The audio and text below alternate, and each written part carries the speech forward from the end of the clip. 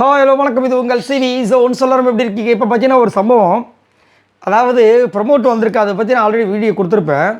அதில் வந்து கடைசியாக வந்து விஜய் சேதுபதி அவர்கள் சொல்கிறதா எனக்கு ரொம்ப சிரிப்பாக இருக்குது. என்ன சிரிப்புனா, எல்லா கேள்வி கேட்டதுக்கப்புறம் ஒரு வார்த்தை சொல்கிறாரு, நானும் முதல்ல அவங்க கண்ணில் வந்து கப்பை தேடுறேன். எப்படி அங்கே இருக்கிற அந்த 7 பேர்கிட்ட கப்பை தேடுறாராம், கண்ணில் தேடுறேன். இல்லவே இல்லை. இந்த சீசனில் யாருக்குமே அந்த எண்ணெய் இந்த சீசனில் யாருக்குமே அந்த எண்ணெய் இருக்கிற மாதிரி தெரியல அப்படின்னு சொல்லி ஒரு வார்த்தையை சொல்கிறாரு. நாங்கள் என்ன சொல்கிறோன்னா, கப்புக்காகவே அந்த ஒரு பொண்ணை வெளியே அமிச்சாச்சு. இப்போ வந்து அவங்க கண்ணில் வந்துட்டு கப்பே தெரியலன்னா என்ன அர்த்தம் இது?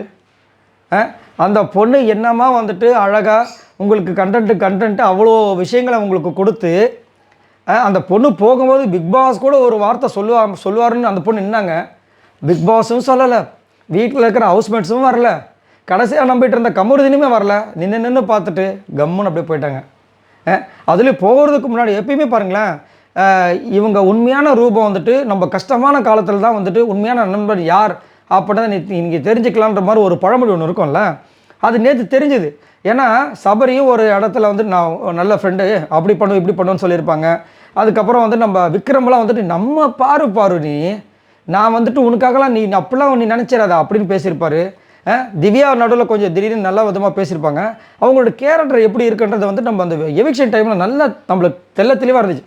ஏன் அப்படின்னா, என்னதான் எதிரியாக இருந்தாலும் அவங்க எவிக்ஷன் ஆகுறாங்க, அதுவும் ரெட் கார்டு வாங்கி எவிக்ஷன் ஆகிறாங்க. எவ்வளோ பெரிய கொடுமையான விஷயங்கள் இல்லை, எவ்வளோ மனதுக்கு கஷ்டமான ஒரு விஷயம். அப்படின்னு நடக்கும்போது நீங்கள் அப்போ வந்துட்டு அங்கே வந்து என்ன பண்ணியிருக்கணும், ஒன்றும் சைலண்ட்டாக இருக்கணும். இவங்க கிட்ட யார் பேசும் அப்படி இருந்தால் கூட ஓகே. ஆனால் அங்கே வந்து வெளியே போடி அப்படின்னு நம்ம திவ்யா சொன்ன விஷயமா இருந்தாலும் சரி, இன்னுமே வந்துட்டு விக்ரம் சொன்ன விஷயங்கள் உட்காந்துட்டு டோர் தனிச்சு கிளம்புங்க அப்படியே கம்புறது அப்படியே கை கட்டி நின்று பார்த்துட்ருக்காரு. இந்த பக்கம் விஜய் போகிற அப்படியே பார்க்குறாங்க. எப்படி இருக்கும்ல பா. இத்தனைக்கும் இந்த விக்ரம் வந்துட்டு ஒரு பொண்ணுக்கு கண்ணில் அடிப்பட்டப்போ டான்ஸ் பண்ணுறாரு. அதே விக்ரம் வந்துட்டு இந்த எஃப்ஜே வந்து தலையில் இது தோலில் வந்துட்டு ஆதரியை வச்சுட்டு இருக்கும்போது காலை பிடிச்சி இழுக்கிறாரு. சப்போஸ் அந்த பொண்ணு கை வைக்காமல் மண்டையில் அடிபட்டிருந்தா, கீழே விழுந்திருந்தா, இந்நேரம் அவர்லாம் ரெட் கார்டு வாங்கி வெளியே போயிருப்பார். அந்த பொண்ணு தப்பிச்சிருச்சு. அந்த பொண்ணு கை வச்சு அந்த பொண்ணை காப்பாற்றிக்கிச்சு ஆதரி. இல்லைனா இவருக்கு இதே நிலைமை இருந்தேனே, அந்த மாதிரி ஒரு நிலைமை வந்ததுன்னா விஜய் போகிற மாதிரி பண்ணியிருந்தா நீங்கள் விட்டுருப்பீங்களா? ஸோ தனக்கு வரலை அப்படின்ற ஒரு காரணத்துக்காக வந்துட்டு இதுதான்டா சான்ஸ்னு ஒரு வன்மத்தை கக்குறாங்க பார்த்தீங்கன்னா, அதுதான் கொடுமையாக இருந்தது. பார்க்கும்போதுப்பா ரொம்ப பதக்குது. என்னடா இது, என்ன உலகண்டா இது அப்படின்ற மாதிரி இருந்தது. ஸோ இப்படி இருக்கிற மத்தியில் வந்துட்டு இந்த பொண்ணு இருக்கிறது வேஸ்ட்டு. அதனால் அந்த பொண்ணு போனது நல்லது தான். இதுலேயும் பாருங்கள், இப்போ அடுத்த வாரம் வந்துட்டு ஃபுல்லாக வந்துட்டு எல்லோரும் வந்துடுவாங்க.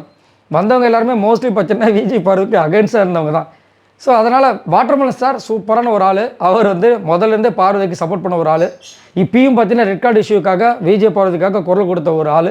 அதை வந்து ஆல்ரெடி நான் போஸ்ட் பண்ணியிருக்கேன், அவர் என்ன பேசினார் பாருங்கள் அப்படின்னு. ஸோ அதுதான் அந்த பொண்ணை அமிச்சாச்சு. இப்போ வந்து கண்ணில் தேடுறாரு நம்ம விஜய் சேதுபதி அவர்கள். என்னங்க உங்கள் கண்ணில் வந்து ஒருத்தர் கண்ணிலையும் வந்துட்டு கப்பு தேடுற மாதிரி இல்லையே அப்படின்ற மாதிரி வந்து ஃபீல் பண்ணுறாரு.